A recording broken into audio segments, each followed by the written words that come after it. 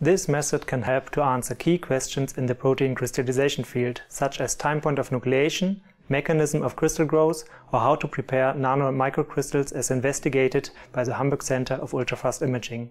The main advantage of this technique is monitoring of sample evolution in real time, enabling the acquisition of valuable information such as the radius distribution of particles in solution at different crystallization stages. Though this method can provide insight of protein microcrystallization, it can also be used for proteins that are used for classic crystallography or for growth of big protein crystals to be used for neutron diffraction. Visual demonstration of this method is important as it shows the working principle of a unique crystallization device. To begin, filter 16 milliliters of 1.2 molar sodium tartrate solution and 16 milliliters of distilled water using a 0.2 micron sterile syringe filter. Fill the precipitant and water bottles with 5 milliliters of the filtered solutions.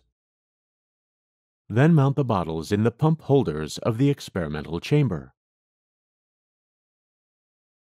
In the software window, set up the experimental parameters with a temperature of 20 degrees Celsius, a relative humidity of 20, and water as the solvent. Open the front door of the experimental chamber and remove the cover slip carrier. Place a clean and siliconized cover slip on the carrier and place it back in the device. Close the experimental chamber to secure the environmental conditions. Switch on pump 0 using the main